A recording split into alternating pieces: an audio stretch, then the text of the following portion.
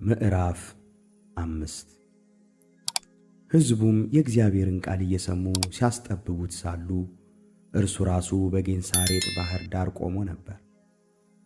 በባሕር ዳርም ቆመው የነበሩትን ሁሉ ታንኳዎች አየ።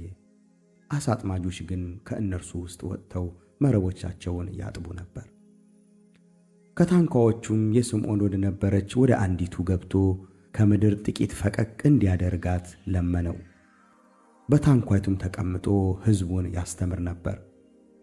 ነገሩንም ከጨረሰ በኋላ ስምዖንን ወደ ጥልቁ ፈቀቅ በል፣ መረቦቻችሁንም ለማጥመድ ጣሉ አለው።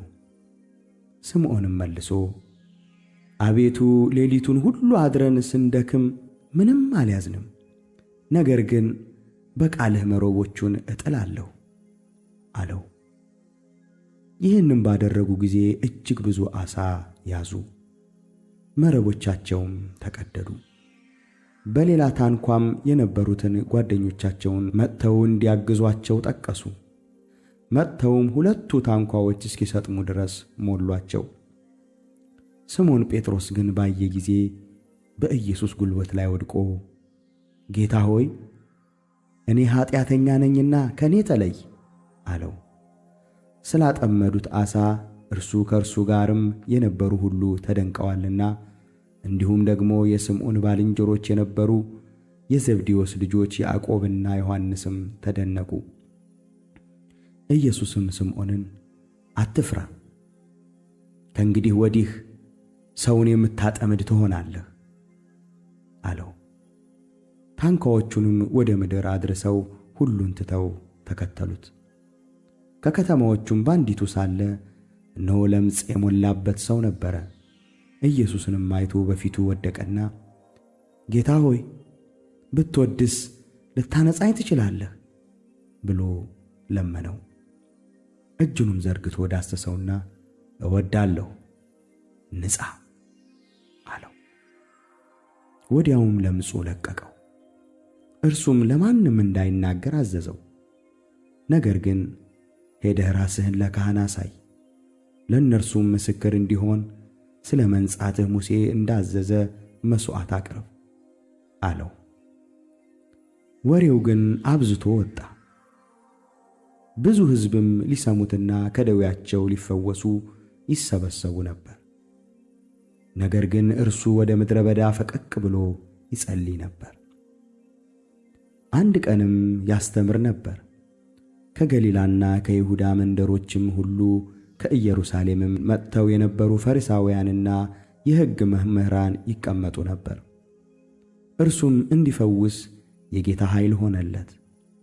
እነሆም አንድ ሽባ በአልጋ ተሸክመው አመጡ። አግብተውም በፊቱ ሊያኖሩት ይሹ ነበር። ስለ ሕዝቡም ብዛት እንዴት አድርገው እንዲያገቡት ሲያቅታቸው ወደ ሰገነቱ ወጡ። የጣራውንም ጡብ አሳልፈው በመካከል በኢየሱስ ፊት ከናልጋው አወረዱት። እምነታቸውንም አይቶ አንተ ሰው ኃጢአትህ ተሰረየችልህ አለው። ጻፎችና ፈሪሳውያንም ይህ የሚሳደብ ማን ነው? ከአንዱ ከእግዚአብሔር በቀር ኃጢአትን ሊያስተሰርይ ማን ይችላል? ብለው ያስቡ ጀመር። ኢየሱስም ሐሳባቸውን እያወቀ መልሶ በልባችሁ ምን ታስባላችሁ? ኃጢአትህ ተሰረየችልህ ከማለት ወይስ ተነሳና ሂድ ከማለት ማናቸው ይቀላል? ነገር ግን በምድር ላይ ኃጢአት ሊያስተሰርይ ለሰው ልጅ ሥልጣን እንዳለው እንድታውቁ ብሎ ሽባውን አንተን እልሃለሁ ተነሣ፣ አልጋህን ተሸክመህ ወደ ቤትህ ሂድ አለው። በዚያን ጊዜም በፊታቸው ተነሣ። ተኝቶበትም የነበረውን ተሸክሞ እግዚአብሔርን እያመሰገነ ወደ ቤቱ ሄደ። ሁሉንም መገረም ያዛቸው። እግዚአብሔርንም አመስግነው ዛሬስ ድንቅ ነገር አየን እያሉ ፍርሃት ሞላባቸው። ከዚህም በኋላ ወጥቶ ሌዊ የሚባል ቀራጭ በመቅረጫው ተቀምጦ ተመለከተና ተከተለኝ አለው። ሁሉንም ተወ፣ ተነስቶም ተከተለው። ሌዊም በቤቱ ታላቅ ግብዣ አደረገለት። ከእርሱም ጋር በማዕድ ተቀምጠው የነበሩ ከቀራጮችና ከሌሎችም ሰዎች ብዙ ሕዝብ ነበሩ። ፈሪሳውያንና ጻፎቻቸውም በደቀ መዛሙርቱ ላይ ስለምን ከቀራጮችና ከኃጢአተኞች ጋር ትበላላችሁ ትጠጡማላችሁ ብለው አንጎራጎሩ። ኢየሱስም መልሶ ሕመምተኞች እንጂ ባለጤናዎች ባለመድኃኒት አያስፈልጋቸውም፣ ኃጢአተኞችን ወደ ንስሐ እንጂ ጻድቃንን ልጠራ አልመጣሁም አላቸው። እነርሱም የዮሐንስ ደቀ መዛሙርት ስለምን ብዙ ይጦማሉ? ጸሎትስ ስለምን ያደርጋሉ? ደግሞም የፈሪሳውያን ደቀ መዛሙርት ስለምን እንደዚሁ ያደርጋሉ?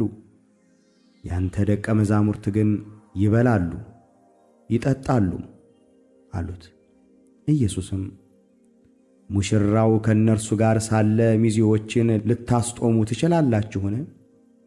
ነገር ግን ወራት ይመጣል፣ ሙሽራውም ከእነርሱ ሲወሰድ ያን ጊዜ በዚያም ወራት ይጦማሉ አላቸው። ደግሞም ምሳሌ እንዲህ ሲል ነገራቸው። የአዲስ ልብስ እራፊ ባረጀ ልብስ ላይ የሚያኖር የለም፣ ቢደረግ ግን አዲሱን ይቀደዋል፣ ደግሞም አዲስ እራፊ ለአሮጌው አይስማማውም።